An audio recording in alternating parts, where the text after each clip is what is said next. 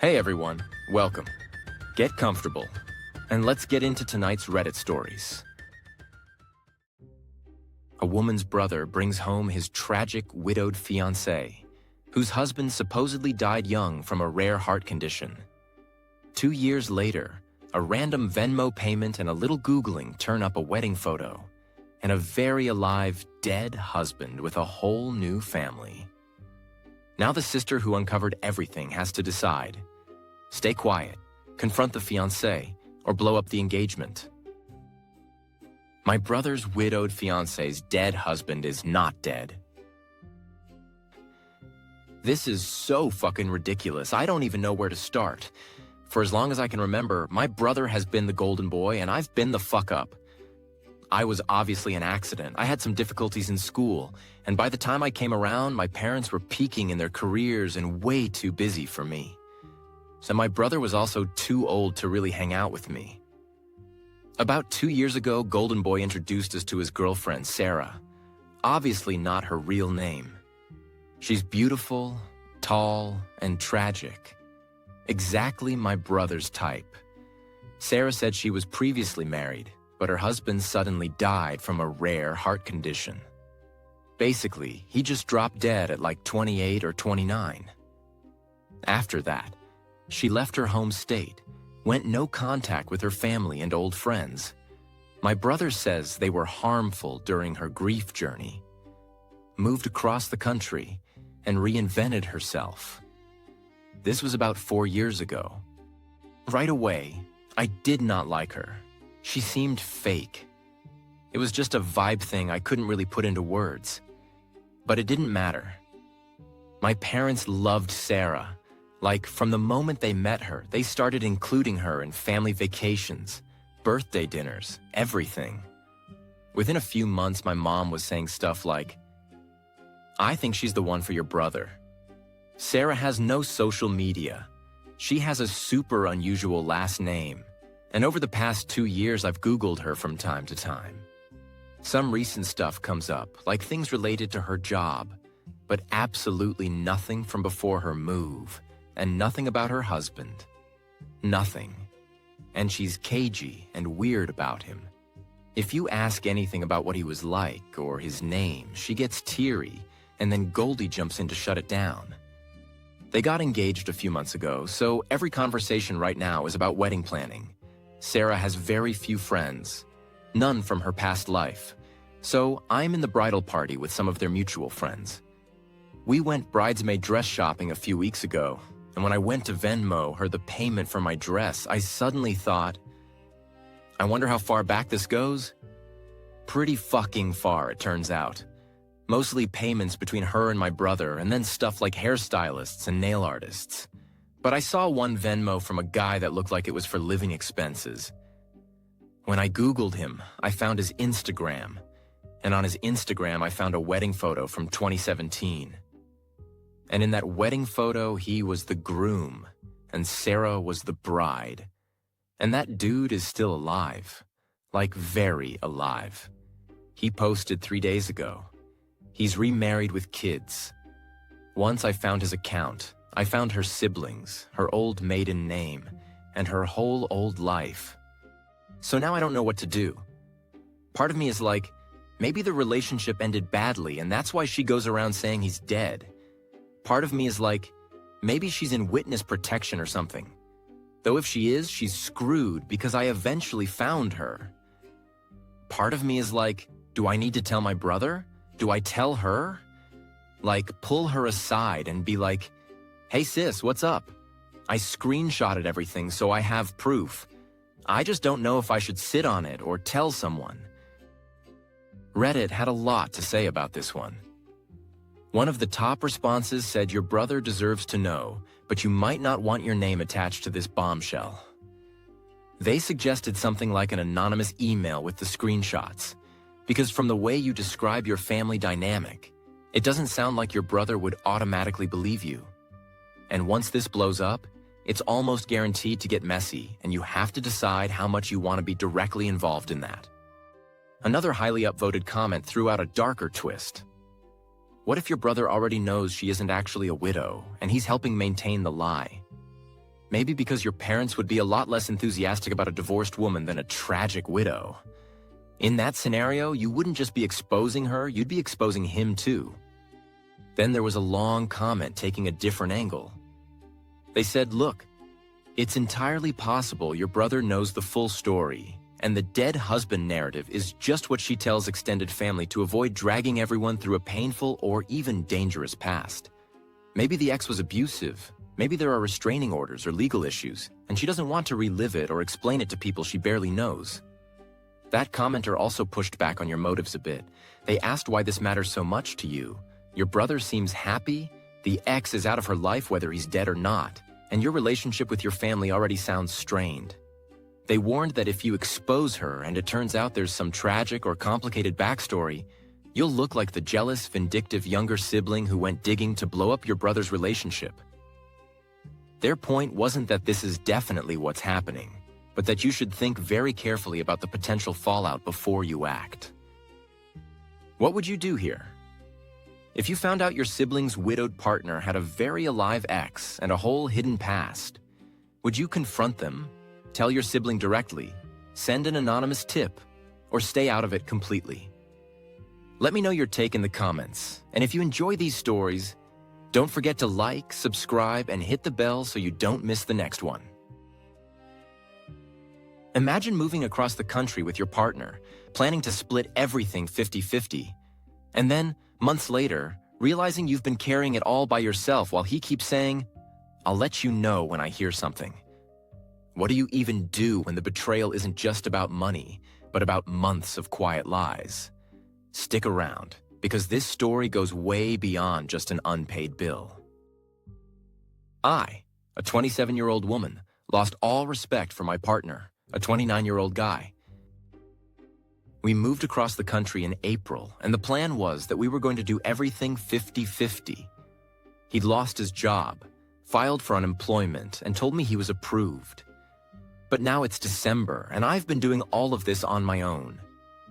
He recently reached out to a representative and told me that things were moving along. He left his email logged in on my computer, and I saw in his inbox that his claim was actually denied, and he'd put in an appeal. The hearing is set for January. Whenever I ask about it, he keeps telling me that he'll let me know when he hears something back. I asked him again today, after seeing the email yesterday. Those emails are about 2 weeks old, and he said the exact same thing. This feels like the ultimate betrayal. I've asked him multiple times to get a job and help because I'm struggling.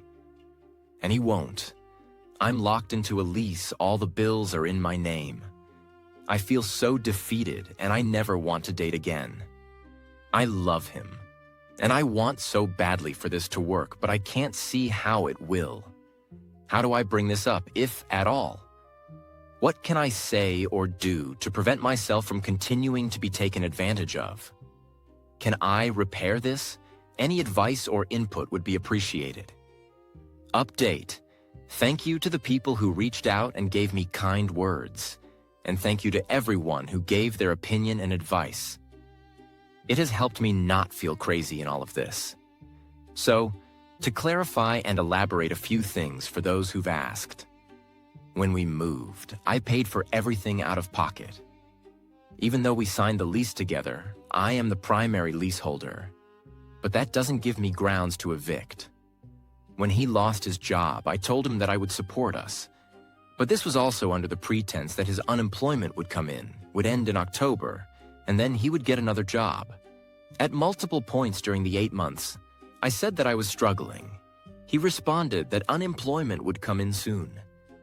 I make $24 an hour, and I've been working 45-plus hour weeks, but now it's slow season and I'm lucky if I can get 37. I accepted this under the promise that we would be getting weekly checks from unemployment. As time went on, I've become more stressed. So now, for the update, I came home, ordered a pizza.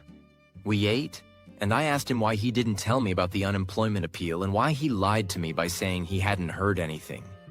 He said he didn't want to stress me out. So I walked away. He followed me all around our apartment, saying that I was treating him badly and that I was acting unstable. I told him that we should break up, and I went to go take a shower. He followed me up to the bathroom and refused to leave, so I left. He followed me all the way to a park about a 15-minute walk away and said that I was obviously thinking about this for a long time and that he knew this was going to happen. He then asked how I knew, and I didn't answer, so he said that I either opened his mail or went on his computer and that I was a shitty person for doing that, and that if I could be upset and break up with him, then he was way more patient with me than he should have been in our relationship. He said that he didn't think I was a bad person, but that I needed help, and I should have gotten it a long time ago. So, after he was done, we just walked back. He then cornered me in the bathroom again and demanded a reason why I was breaking up with him. When I told him that he was right about everything he said, that I was unstable and I shouldn't be in a relationship, he went on to explain that just because I am all of those things, that doesn't mean that's who I am at my core. So I just went silent until he left me alone. It's been a few hours and I've cried quite a bit. I just wish things were different, you know?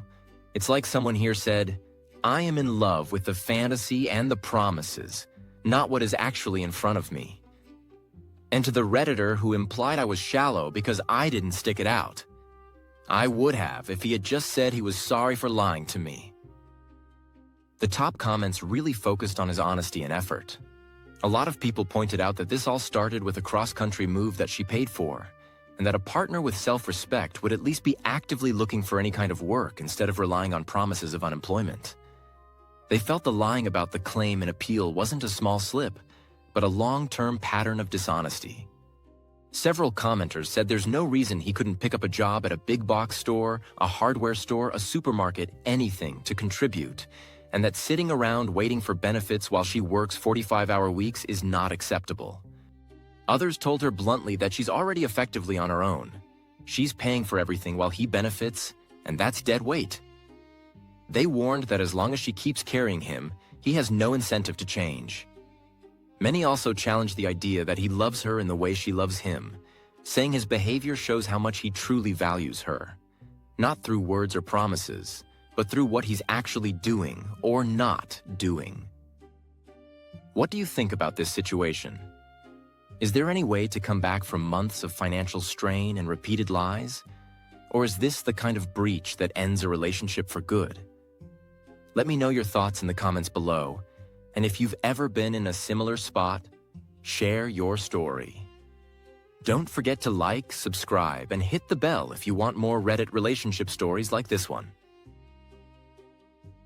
Imagine sticking by your partner through school, depression, and money problems. And then the very first time you need help, they turn around and humiliate you in public. What are you even supposed to do when the person you trusted suddenly starts acting like they're better than you? I'm 25, and my 26-year-old boyfriend has changed since becoming the breadwinner. He can't handle supporting me after I supported him. My boyfriend is 26, I'm 25, and we've been together for about 2.5 years. We moved in together in July because he was starting a new job in a new city. I had left my old job and already had another one lined up. But before I could even start that new job, I was unexpectedly laid off because of budget issues. Since August, I've been unemployed, and my mental health has really taken a hit. I've been trying everything I can think of, every job board, every connection, but nowhere in my field seems to be hiring right now. Luckily, my boyfriend has a good job and has been able to provide for us, and I've been covering some of the bills with my savings. The problem is what happened this past Saturday night. He got really drunk at a Christmas party and started screaming at me in public. He told me he no longer has compassion for me because he thinks I do nothing and want to do nothing for the rest of my life. He said he thinks he's better than me now because he has a good job and a better degree than me. He said maybe that job I was supposed to start just didn't want me instead of it actually being a budget issue. And he also said that apparently my whole family can't stand me either. I am so hurt because he insulted me, made up lies just to hurt me, and I really think he's letting being the provider go to his head. Before he got this job, I was the breadwinner. I was the one who kept him from dropping out of school and encouraged him to go after the good job he has now. I've been supporting him through his depression for our entire relationship, and the one time I need his support, he can't even handle it for 5 months. I don't know how I can trust him going forward when he turns on me at my most vulnerable moment. I'll admit I've had a short temper and been extra emotional because of all the rejection and the uncertainty about my career. But I've also been trying my hardest to find a job and to take care of our new home together. I pretty much saved him from giving up on everything, and now that he's successful, he looks down on me during one of my hardest times. And of course, he had to do it just days before Christmas and by making a scene in public. So now I'm wondering, is this worth leaving him over? Too long didn't read. I lost my job at the same time my boyfriend got a new job. Even though I'm trying to find a new job and desperately want to work again, my boyfriend thinks I'm content with not doing better and resents me for it. He decided to tell me all of this in the middle of a holiday party. Edit. For everyone focused on the money, he has no issue paying the rent. He and his parents paid his bills before we moved in together, and I paid my own bills. When we moved in together, we agreed to split things 50-50, and we both thought we had jobs. When I lost my job, he agreed to cover the full rent until I'm working full-time again, without expecting me to pay him back. I'm still covering our other bills with my savings, and I plan to contribute as we originally planned once I'm working again. The real issue is that he is not giving me the same grace and compassion during my depression and job struggles that I gave to him in the past. Reddit had a lot to say about this one. One of the top commenters suggested a very direct, almost symbolic response. Gather every invoice and bill you ever covered for him, lay it all out on the table, and tell him that if his attitude is that he's better than you because he's paying now, then your attitude is that you expect 50% of everything you paid for back.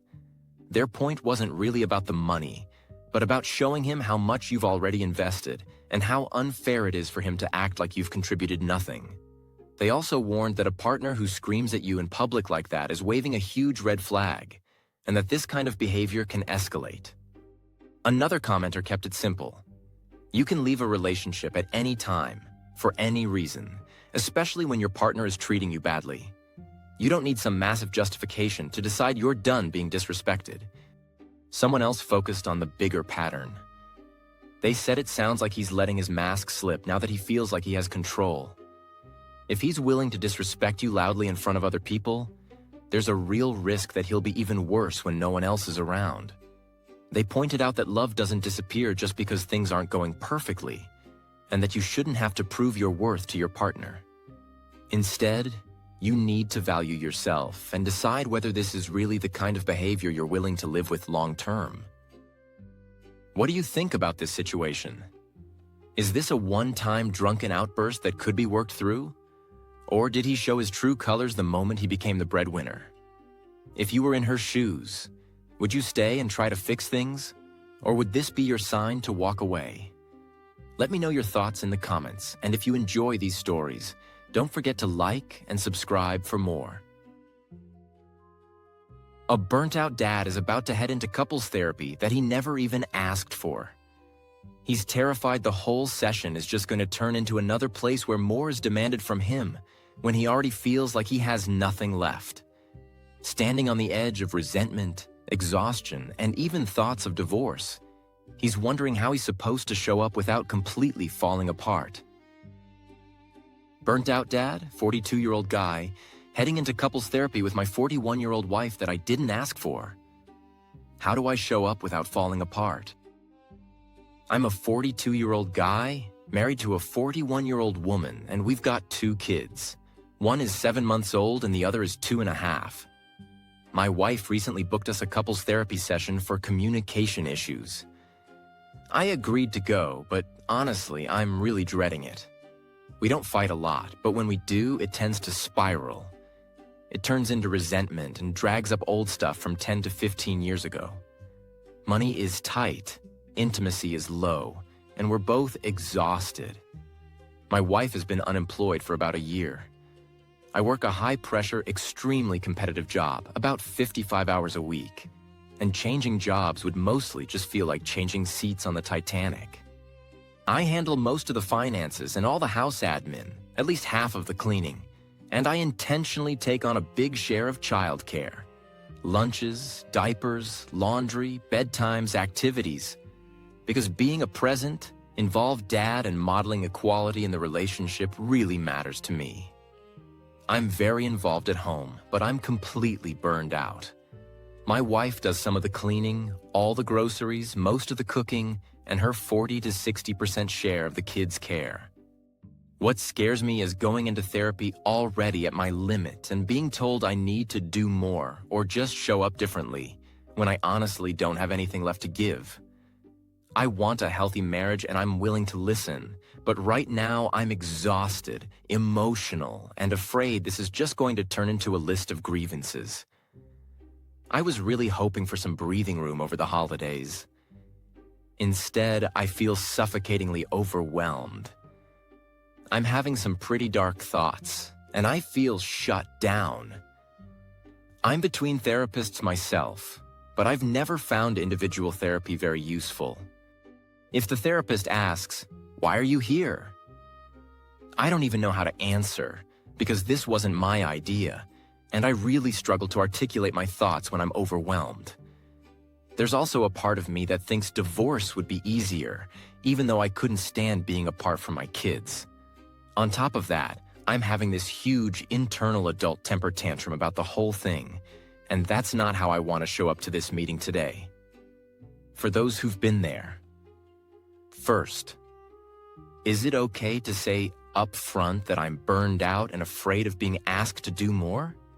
Second, how do you make couples therapy constructive instead of draining? Third, did therapy help when you were already at your limit? I'd really appreciate any perspective. Reddit had a lot to say to this dad. One of the top responses told him not to walk into therapy on the defensive. People pointed out that he's already made multiple posts about marriage problems, that he and his wife can't talk about issues without it spiraling into resentment, and now she's actually suggesting something constructive. From their perspective, when he says he wants breathing room, it sounds more like he wants to avoid facing what's really going on. They reminded him that therapy isn't supposed to be a place where someone just tells you what to do. It's a space to talk honestly. If he's even considering divorce, therapy might help him figure out whether that's really the path he wants or whether the marriage can be helped. Either way, pretending everything is fine clearly hasn't been working. Another highly upvoted comment said that, honestly, couples counseling sounds like a good and necessary step. A decent therapist should act as a neutral mediator, not someone who just looks at him and says, "Do more." They'd listen to both sides, dig into the root causes of the unhappiness, and then offer suggestions or resources. That commenter encouraged him to say exactly what he wrote in the post, that he's burnt out, exhausted, and that his wife is the one who pushed for this. He could literally answer, "Why are you here?" with, "My wife dragged me here, and I'm too exhausted to do anything," and then explain his point of view. And if after a few sessions he still feels the marriage can't be saved, at least he'll know he tried and put in visible effort. Another top comment zeroed in on the paragraph where he talked about being terrified of being asked to do more, feeling overwhelmed, suffocated, and having dark thoughts. Their advice was simple. Read that exact paragraph out loud in the session, word for word. They said his best shot at getting anything useful out of couples therapy is to be brutally honest about what the problems are and what he's actually capable of doing. Not to show up playing some generic role of husband in counseling and saying what he thinks he's supposed to say. They compared it to having a broken leg and trying to fix it with stretches for tight muscles. If you don't tell the therapist what's really broken, they can't help with the right problem. What do you think about this situation? If you were this dad heading into couples therapy completely burned out and afraid of being asked for more, how would you handle that first session? Would you go in fully honest, or would you hold back? Let me know your thoughts in the comments, And if you enjoy these stories, don't forget to like and subscribe for more.